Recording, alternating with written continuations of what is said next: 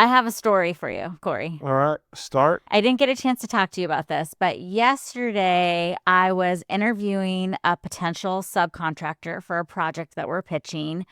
And I asked her if she had very specific experience and examples in a certain area. And she said, no, but I know I could do it. And also, I have ChatGPT and I can figure it out. Like I'm smart, and she really super smart woman with all the credentials, but not the exact thing I needed. And I hmm found myself Story being of our like, lives, by the way. that's still not what we need. Like Right. and I told her, I was like, I can use ChatGPT on this project too. But like if you had told me, I would have been like, yeah, of course. Uh, Yeah. like, yeah, let's just do it. But someone who I don't really know talking about how their use of AI, like I didn't trust the person. And I wanted to get your thoughts on that. Yeah, I don't know. I mean, we could give him a try. I don't know. It's always everybody has different competencies when it comes to AI. You know that I'm like fairly obsessed and a power user. It's a best friend of mine. And so it really depends how effective this person is and how much her skills can But then translate. how do you know how someone's AI skills are? You got to use them, right? And ask, I don't know. You don't. It's just how effective they are. I mean, like where we're heading in general, and our guest today knows this, is like an AI enabled world. Like I forget what's the famous quote. Like AI is not going to replace you, but somebody that's really good at using AI is going to replace you. That's the medium term anyway. So yeah, I mean, it would be great to have somebody that has exactly the right skill set and can use AI. But I guess in the absence of that, if they're a power user, we could take it. Um, all that being said, our guest today is a power user and a topic that The is near best and of dear to both my heart. worlds here, our Yes, guest. best of both worlds. Yeah. A frequent collaborator, a friend, young up and coming director, producer in Hollywood, who's working on a bunch of vehicles of his own, and is deep in the AI scene. That I think it'll be a really interesting conversation around AI and video.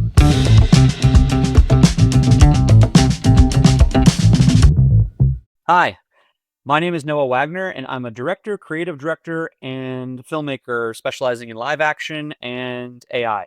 I come from a post background, editing background originally, and in addition to all my traditional directing, across commercials and narrative and branded content, I've been doing a lot in the AI world really over the last 10 years. I've been making films about the subject and doing heavy research in that area, and then over the last 5 since the tools have come out, I've leaned very, very heavily into it, including it into my process and workflow, but not at the expense of all the really great live action and human things that we do. So it's finding that balance, which I'm sure we'll dive into today. We will, and I think you're selling yourself short. Big names in your background, HBO, and a bunch of other big names professionally.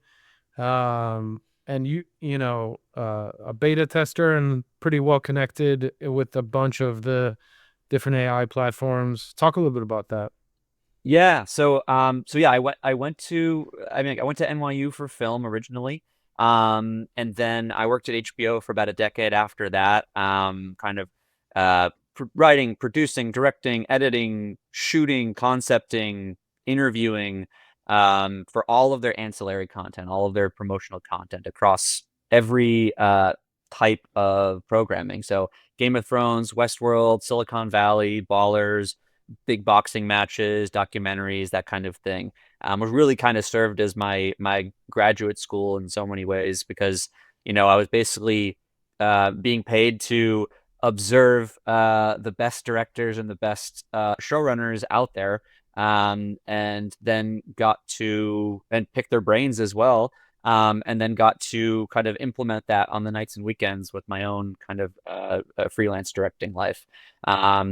And then, yeah, as far as we're jumping a real gap in time, but as far as the AI is concerned, yeah, I've certainly had the privilege of being an alpha tester for Sora, for Moon Valley, which just came out this week, and Luma, Runway, Minimax, Kling, kind of, and more. Being in their creative partner programs and getting kind of to give feedback on the tools and take them for a spin before the general public kind of gets to dive in. I'm pumped to get wonky on the AI video stuff. I've told you this before, but your kind of like B2C promotional background was such a it's like a breath of fresh air in the B2B world, which is where we operate, because it's all the same skill sets. I think, like, especially the promotional stuff that you've done and you still do, and I think that's why, like, your stuff is so rad, especially when it comes to B2B for in our world. Well, thank you. I mean, I think the fundamentals are the exact same. I mean, to your point, whether I'm working on a trailer, whether I'm working on a commercial, whether I'm working on a short film or a feature that I'm currently, in development on, it's all it comes down to storytelling. Everything has its own flavor and pace and rhythm. But it's all in service of the exact same thing. And even with AI, as it comes into the fore, like, the fundamentals really haven't changed. And so I'm sure we'll get into all the pros of B2B specifically, but I honestly think anything we talk about that we're talking about B2B, I'm really drawing from a B2C place, and it's pretty universal. Which is where the cutting edge of B2B is anyway. Like, bringing people in, talent like yourself, to do stuff that is not normally done. Alisa, I have 1,000 questions, but why don't you go? So I don't monopolize this conversation. I was going to get into the B2B space. Like, does it feel different for you, Noah? Like, do you feel trapped? That's the real question when you're doing B2B. Yeah, like trapped creatively. No, it's its own genre, I think. And what I think is exciting on the B2B front, which you don't run into on B2C, is because I found whenever I've done like sizzles for prospective projects or my films or whatnot, there's a lot of carryover in terms of we can use any music we want, we can use any footage we want, we can break all the rules, because you don't have to worry about the legalities of, like, it's going out into the world. You have to cross your T's and dot your I's. You're just trying to disseminate information internally, in many cases for big, high stakeholder presentations and things like that. And so you actually have a lot more creative freedom to flex. On the flip side is a limited audience. So, but it's a targeted audience, and it can be really, really fun. So yeah, that's kind of the difference between that and like B2C. Yeah, I would say by the time it gets to you in the process, like, you have pretty clear direction, like, who is this for? What's this purpose? You don't really have to figure it out. It's like, the container is set for you, and then you can be creative within that container. Yeah, I mean, again, both like B2B and B2C, in both cases, however it's coming and filtering, because I wear many hats across my my career. So the first step is especially on creative directing or EPing a project, is understanding the creative problems that are being solved, understanding what the information that needs to be disseminated in the pieces, and then kind of boiling that down into, okay, what do we want to do creatively? B2B is the exact same thing. If anything, there are more metrics and more infographics that need to sort of be crafted in B2B than there ever is in B2C. There's more foreign language in a sense. What's been really interesting on the B2B side is, I know, especially if you guys have kind of brought me into the fold on many different brands and getting under the hood, there is a like a unique language for each industry and even within each work culture. And you have to, as an outsider, come in and translate that within that same foreign language to their team, using buzzwords for me that I'm like, oh, I have to kind of learn some of these keywords and this jargon so that it feels organic, for the company that's having the meeting or doing the presentation. That's on the internal side, but Right. yeah, I mean, it's by its very nature more complex information, and telling a story with complex information than like selling surfboards on Instagram or whatever. Totally. So Noah, let's talk AI. So where are we with AI? So we've talked some. I've tested most of the names that you mentioned, Kling, and I've used them for testing various things, like from lip syncing to character animation to, text to video. But give us kind of like high level lay of the land from your perspective. Where is AI in video today, basically, capabilities wise? Sure.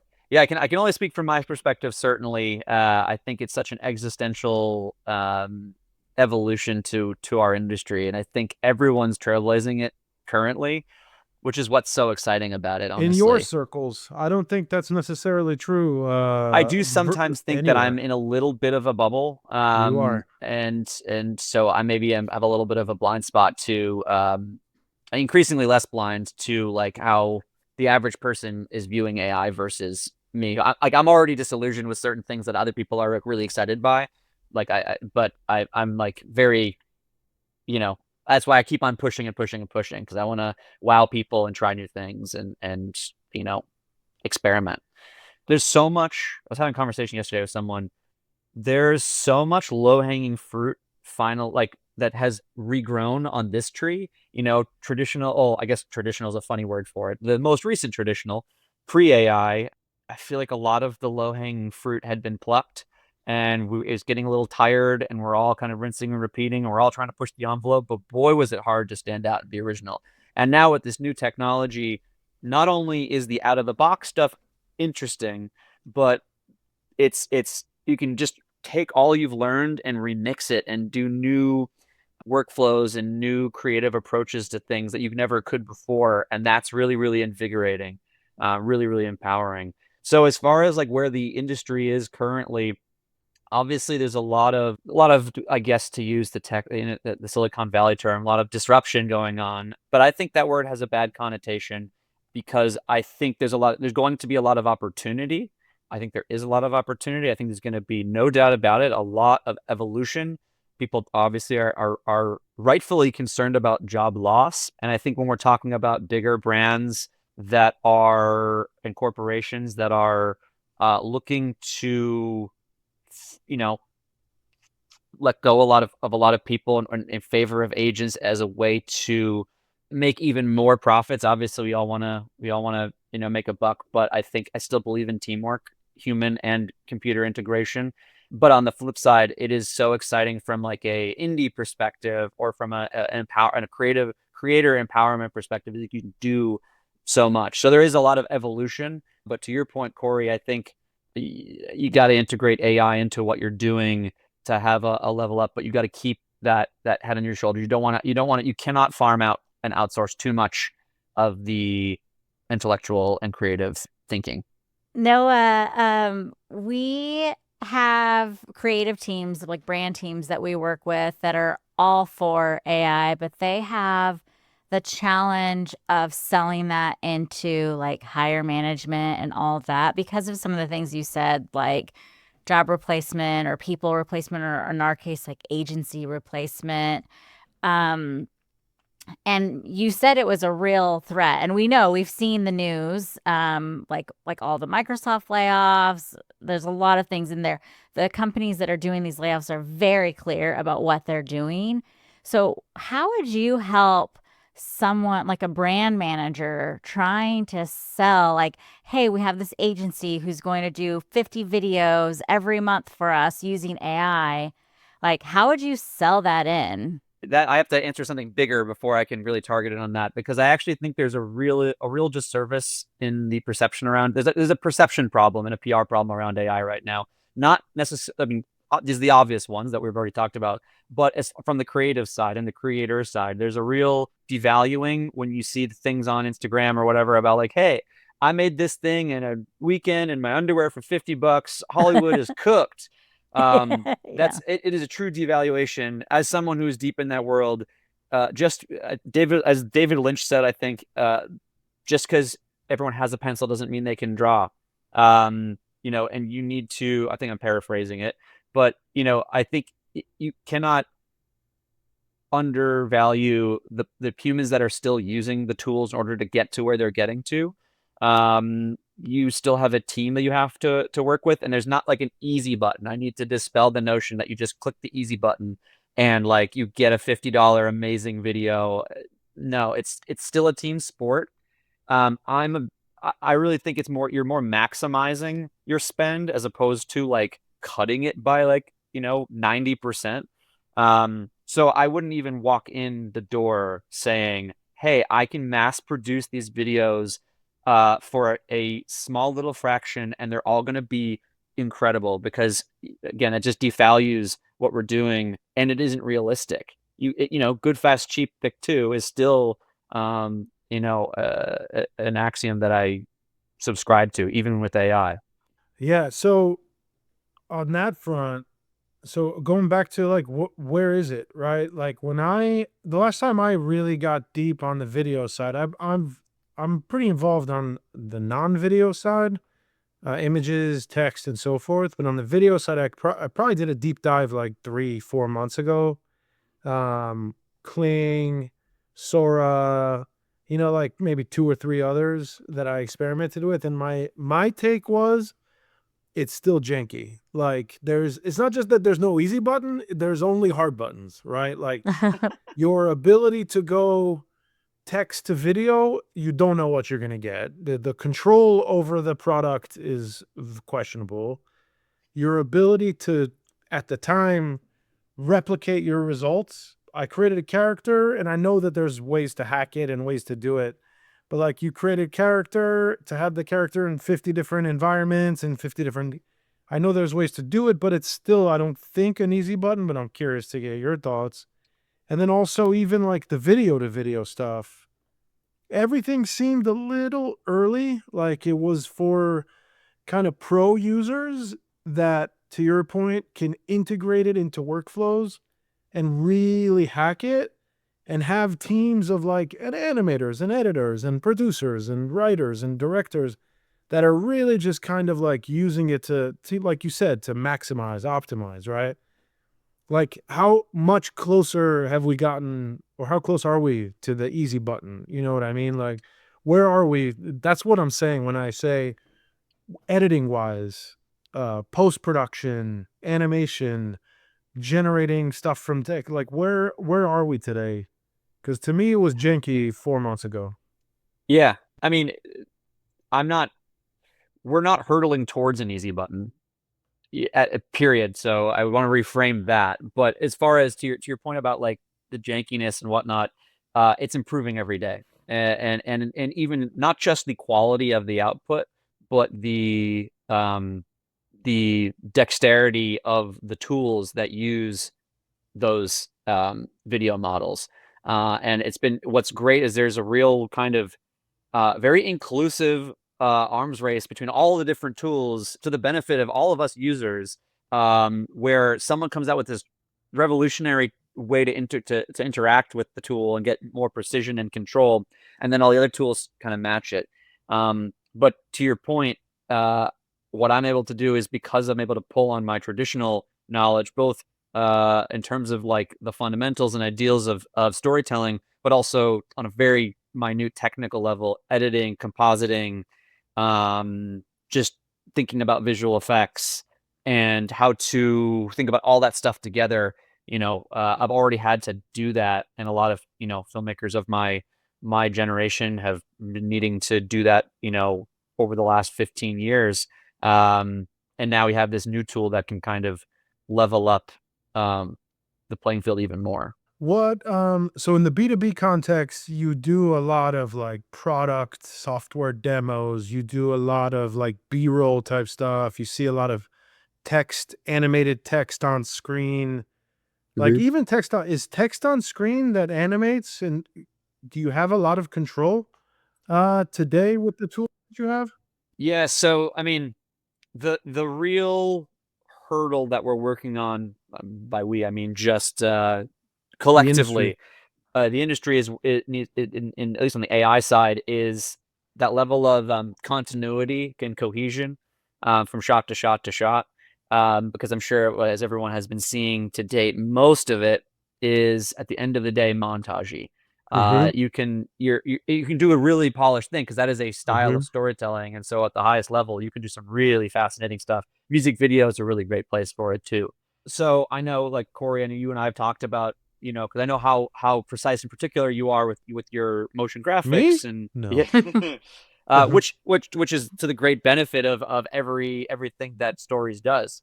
And so in order to integrate AI, it's not a replacement for what you're doing, but it sort of right now can expedite pieces or improve the artistic approach, the vision for it. It can, again, it's more maximizing than it is replacing.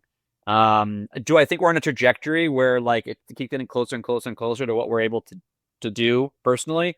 I do, but I think this is going to reframe what makes us unique, and that's true existentially with AI as humans, and also creatively in terms of what stories are we trying to tell. That's really just going to be story, story, story. Because Mhm. I noticed when I was in film school, like everyone had a Canon 5D, to not to date myself, but just because everyone and everyone could post to YouTube and all that, and just because everyone has a camera, everyone has an iPhone, everyone has access to all these quality tools, does not mean that proportionately we have more incredible storytelling. We have more opportunities. Anyone has the opportunity uh, to level up their skills, but it still takes craftsmanship in order to get there.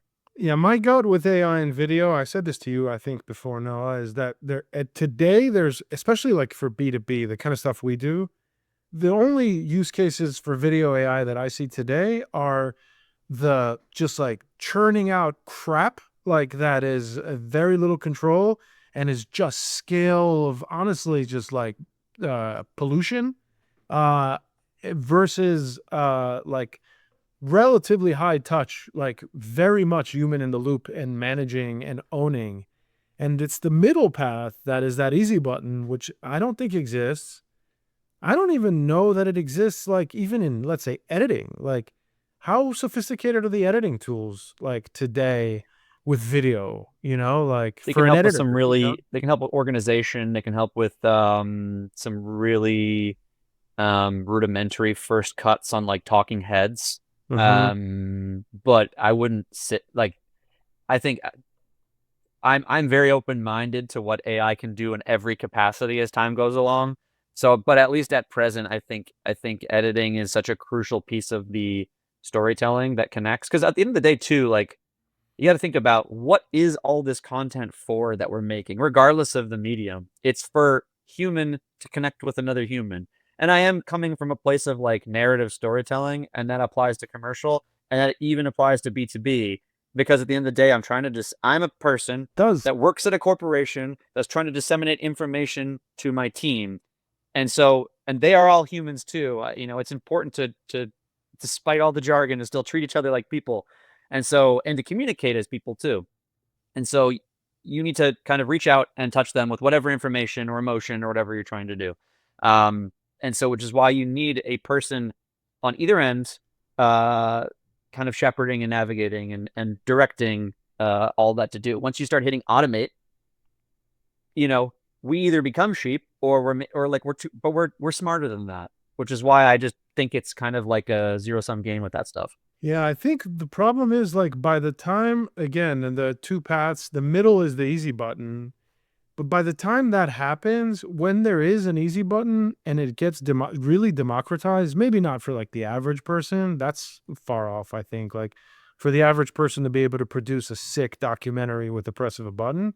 But like even for professionals, to press a button and get your pre-production and production done, and then another button for post-production, and bam, you have like a sick video. By the time that happens, we have the problematic situation where it's just going to be it already is an explosion of video content, but it's just going to be when everybody can do it, right? And then even then the separator is going to be storytelling and creative Yeah. vision and stuff like that and How taste, much YouTube and Netflix do you YouTube. watch? What proportion of what's on there do you watch? It's a fraction. And I'm someone who loves Yeah, yeah. movies, and I watch fewer and fewer things because I'm less and less impressed, and I'm like really discerning. And also, I only have so much time. And so similarly, once everyone, again, it happened when YouTube came out. Increasingly, everyone had a camera, everyone made content. You For can't sure. watch all of it, but also you have increasingly younger audiences are only watching YouTube. So, okay, that's where it's at. So you'll have a lot of AI things that are watched, but at minimum, what was prompted? At minimum, like, is it just self-automating? I just think that's again, a race to the bottom. And I think once everyone's doing it, it devalues everything. And then it's all about what's the differentiating factor. What is the cream that rises to the top, even in that saturated world? There'll be Yeah. What something. stands out? What's weird? Yeah. What's riffing on the status quo? Everyone just wants something new. All right. So, Noah, tell us about, so what's in your AI video tech stack? Tell us about the layers of the tech stack. Sure. I mean, people always ask, like, yeah, like, what one tool do you use to make what you make? And I always have to reply the same. It's like, it isn't one. It's all of them in different ways, because every single one of them has their strengths, and those strengths change every couple of months. If there's something you might feel like is like lacking on one tool, in March of 2025, has now become the best tool in July of 2025, and that keeps happening, to the benefit of all of us creators. So it depends what I'm trying to do. I think it's a lot of the tools that everyone has been talking about. To name a few: Google, Runway, Luma, Sora, Moon Valley, Kling, Minimax. Then a lot of stuff that's like kind of open source, custom on, using Comfy UI and other things. It's using, tool suites that have a lot of the APIs of these tools in them, like FreePick or Krea, things like that. Midjourney, ChatGPT to organize your thoughts. Midjourney is starting to do video. Is that right? Oh yeah, they've been doing it for a few weeks now. Okay, Noah, last question for you. What I see from everything that you post on LinkedIn, which I'm so happy you're there, because for the B2B folks, that's our spot. But it looks like you're just having so much fun exploring and experimenting with AI. I just saw your Five Guys video that you did. Like, what has been the thing that has most surprised you about this journey into AI? Well, it's first of all, it's funny you mentioned the LinkedIn of it all. As a filmmaker, Instagram has typically been my like business card, and vice versa. But then in the AI world, because I think the tech influence as well, LinkedIn is where it's at. So don't worry, we're sharing that turf currently. Great. So all the good stuff is going there. The Yeah, AI video community is really gravitating to LinkedIn. Is I that mean, right? I follow all the AI influencers I follow are on LinkedIn more Yep. than, because it's really like gross on like the other platforms. Yeah, You're getting like the janky, it's thoughtful. and that's my experience. Yeah, it's been fun to marry that world. And one thing to say about the AI community, at least right now, is it is so warm and welcoming, and everyone's playing, everyone's experimenting. Um, it's refreshing, given the state of things. Um, I think one thing I learned a handful of years ago was I really started leaning into the AI of it all. Because I've never really leaned into a quote unquote. It wasn't a trend. I didn't lean into because it's a trend. It just has felt so intuitive, and I have felt such clarity with it. And I think your feelings about AI, one's feelings about AI, are proportionate to one's um, self-assuredness, regarding your creative voice. I think if you are insecure deep down, whether you know it or not, you're probably going to feel some level of triggered, by AI in general. And I think if you're feeling really self-assured in your creative voice, it's only empowering. And it's a spectrum. It's not black and white. I feel both of those things all the time. But it is the reason that like you're catching that playfulness is I feel like I've got an extra like limb, an extra myself, like my what's the best way to put it? Like, I can express what's been in my head for all these years using the tools that I have, is remove frictions from my own personal process. And so that Five Guys thing, for instance, I couldn't have made. before, or I would have thought it, but I would have told you and you would have giggled and that would have been it. But then I got to actually spend extra time. I got to like make it, and fill it out and then riff on things that I was doing. And now it's its own fully fledged thing that we can kind of share as like a social currency and like have a laugh about. And honestly, one thing I really realized, I do not think this is news to anyone in the branding world, but I think I'm just arriving at this realization is, decades ago, we had water cooler talk about a show that we were all watching or the news that we could all agree on. And we're also like niched out now. And I think one of the only things that we all get to share still is, and like the currency of culture is brand. And so making something like this Five Guys thing, which was in response to something that Popeyes did and McDonald's did and Wendy's did, was like, well, okay, the reason that I think it transcends a little bit more is we all have an experience with these different brands. We all have an association with those brands. They're fun brands, and we get to riff on our shared experience and baggage we're bringing to it. And so now we get to kind of share a laugh. It's the closest thing to an inside joke that like society gets to have, just because we're all so in our little niches. So yeah, it is just so. I've kind of related it to like, you ever seen those TikTok videos of kids who are deaf who get cochlear implants for the first time, and then they can hear, and they're like basically crying because they're like able to experience an additional sense. I can't say I've shed tears over it, but I've definitely felt the sensation of like, wow, I can finally express myself. It's easier now. I don't need, tremendous millions of dollars to do a film. I still am a big believer in hybrid approaches. That's what I'm most interested in. Live action, accentuated and amplified by what we can do with AI. And that's a whole other rabbit hole we could go down. But that's where I think it's really, really at in order to really connect on a human level. That's amazing. I feel like we could go down, like we could talk for like 3 more hours here. That's what I was going to say. Yeah. I mean, I could, and I know I see Kory like, I'm ready with multiple questions and comments, but I'll save them for another time. Noah, I really appreciate your time, man. Always a pleasure to chat, and especially in this forum. Thanks for having me on. Yeah, thank you, Noah. Right. And you can find me on LinkedIn. Yes. It's just at Noah Wagner. And then I'm on Instagram is where I'm most active. It's at Work of Arc.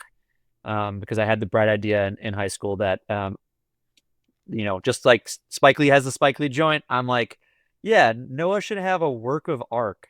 So it's been like amazing. I gotta follow a high you. school, a childhood joke that has blossomed. Who says B2B has to be boring? Not us. Like this video if you agree, and definitely subscribe if you want to get more out of your B2B marketing. Maybe start with one of these, and if that's not enough, head over to LinkedIn or storiesbureau.com and say hello. We can't wait to meet you.